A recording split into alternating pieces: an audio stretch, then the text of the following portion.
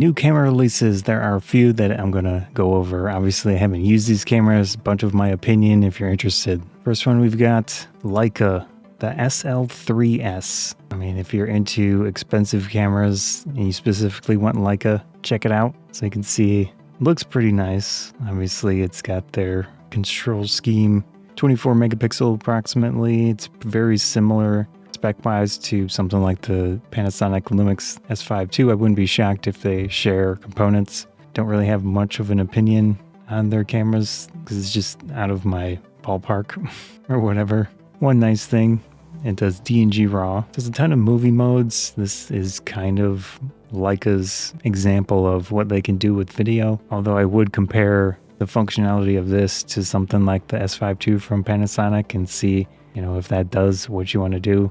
Compared to this, pretty cool. The Fujifilm X-E5 camera is unique. That's definitely a description that I would use for it. It's going to be something different at the very least, so props to Fujifilm for trying. The actual execution of it, I don't know. I personally am not a huge fan of what they decided to do with that camera, but it's really going to depend on personal preferences. At least in the United States, it's kind of pricey for what you get, $850.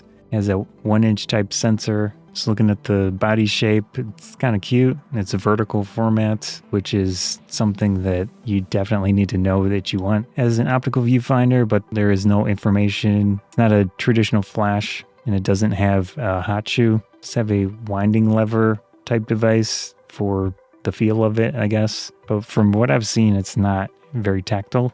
On the back, it has a secondary screen that'll show you which film you're using. That's kind of cool. It's got that 1-inch type sensor. That's better than a tiny little sensor from the old traditional digicams, but still it's not anything like an APS-C. The field of view is an equivalent of 32 millimeters. That's a decent focal length in my opinion, but obviously it's in a vertical format camera, so it will be different. The mechanical shutter is a little bit slow. Lens does not have a filter thread, so keep that in mind. If you do want to try to add something to it, you'll have to jury-rig a solution. It's kind of cool. I'm glad that Fujifilm is trying, but given the price, given the functionality, Fujifilm has a virtual experience on their website, which is pretty cool. You can go over how it works. I'm glad that Fujifilm is trying with cameras like this. The vertical format is interesting, so for people that want that, awesome. I'm not a big fan of the mix of fake film photography with a digital camera like this. I don't know who it really benefits because it's not the actual experience of using a film camera. I personally would have preferred a pretty cheap camera, kind of similar to their Fujifilm Instax Evo camera. Another camera from Fujifilm, the X-E5. This is a continuation of that series, which is kind of like an X100, but it doesn't have the optical viewfinder. It has an interchangeable lens mount. They also included a new lens that kind of gives you the option to get an X100 with a similar lens, but also still has the lens mount. So that's cool. However, the price, again, with Fujifilm these days, I just don't understand their pricing. $1,900 with the lens, which is a bit slower than the actual lens on the X100. So it's a 2.8 versus f2, but still it's a pretty close camera in size, even though it's an interchangeable lens. I did have an X100F camera and it was pretty nice, but it did feel a bit limited in some ways. And I tended to use the electronic viewfinder instead of the optical viewfinder. So it felt like a waste to have that functionality and all of that money into that camera at the time. So I did sell it eventually. And if I were to get a Fujifilm camera, I might even consider something like an older version of the X-E series and then that lens on there with the f2.8 instead of f2. That's fine. But yeah, kind of cool. Again, I don't have a huge opinion on the cameras given their price and their functionality and their sensor size. Of course, they're very nice looking. That's awesome. It is nice that it has the flip forward screen. That adds a bit of versatility to this, especially compared to the X100 series cameras. Maybe it's different in different regions. United States it has a situation, so that could be part of it. It is 40 megapixels on an APS-C sensor. You're definitely going to have a lot of resolution there, which you might benefit from, but I feel like there's a point where it's so much, and given the sensor size, I don't know how much benefit you're going to really get there, and in what situations are you going to need that a little bit of additional resolution compared to like a 30 megapixel camera or something like that with the same sensor size. But hey, if it's there, go for it, use it. Ricoh did announce the GR4, so that's very cool. You know, if you are interested in that, definitely check it out, but it doesn't seem like a huge difference in this case. I'm glad that they're updating it, but it isn't a huge update. There are some changes that some people like, some people don't like, and there are a lot of things that just were not included, like weather resistance, which is one of the things I was hoping for, but it's not going to happen. Quick side note about weather resistance. I'm not talking about waterproofing. There's a big difference between weather resistance and waterproofing a camera. In this case, I'd like to see an actual IP rating for the Ricoh GR series, and it's not like they don't have the technology.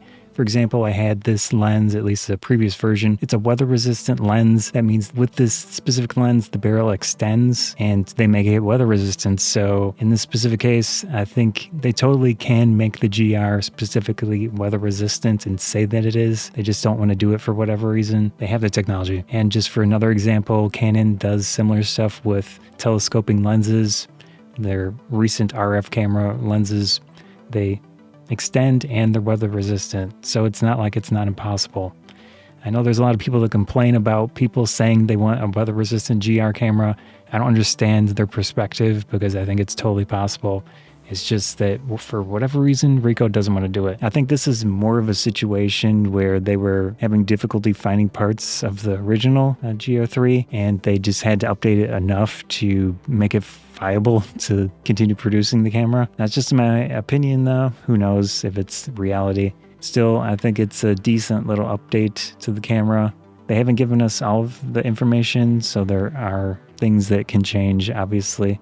I'm pretty sure they changed the lens a little bit, which is potentially nice. 5-axis stabilization instead of 3-axis. It's a nice little benefit as well. You'll probably have faster autofocus, which is definitely good. I think the most interesting thing so far is it has 53 gigabytes of internal storage, as well as a micro SD card slot. So they went from standard SD to micro. I personally don't see an issue with using micro instead. Hopefully that means a larger battery and such. I'm fine with it personally, but I see some people complaining about that. Now, what I'm very curious about, and they haven't mentioned, is can you do instant backup with the internal memory plus the micro SD card slot? I think that would be a key feature. So hopefully Ricoh Pentax does that and gives you the option to save the picture to both storage formats at the same time. That'd be very nice. Or also let you do JPEGs to the internal storage and then RAWs to the external storage. That would be great as well. And it gives you a lot more versatility with a camera like this. So Ricoh, if you're watching this, please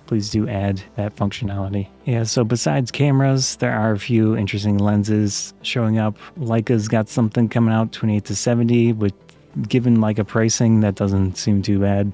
Fujifilm with their 23mm f2.8, very cool, nice compact lens. 7 Arsons releasing some stuff, that's APS-C, reasonable price given the aperture and everything. Filtrox apparently just released the Nikon Z version of their very compact Pancake 28 f4.5. 7 Arsons, TT Artisans, a lot of that stuff is coming out. Rokinon, Panasonic. Probably the most interesting one I might have mentioned before is Sony's FE50 to 150 f2. Large aperture from the start, and you get a really interesting focal length and range in that case. If you want more potentially uses for portrait work or something, starting at 50 instead of 70, like a 7200, could be interesting, but obviously it is an expensive lens, around $4,000 US. The OM Systems OM5 Mark II was also announced. I just noticed it before publishing this video. I'm not personally a huge fan or super interested in their cameras, but they are certainly an option. Probably the main benefit is that they have weather resistance and a rugged build. That's a nice colorway that they have as an option you can check out. Downsides would be the single SD card slots, the price, a little bit odd here with their main website. It says from $899.99, which is not true. If you click to actually buy it, it's $1,200, but they have the original camera still in here, which is very odd to me. So the actual price of the camera body is $1,200 for a Micro Four Thirds camera. Sure, it's probably decent quality.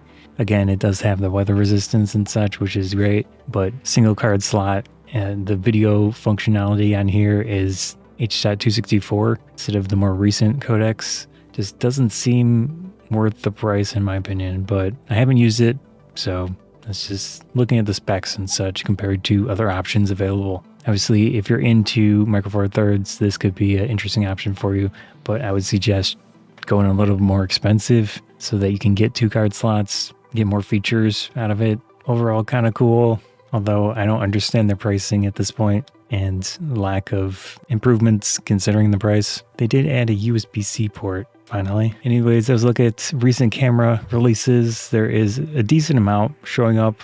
I don't really know how big the camera industry is with dedicated cameras these days, but it seems to be going somewhere. Anyways, hope you enjoyed the video. Scott for Free Bonds, and thanks.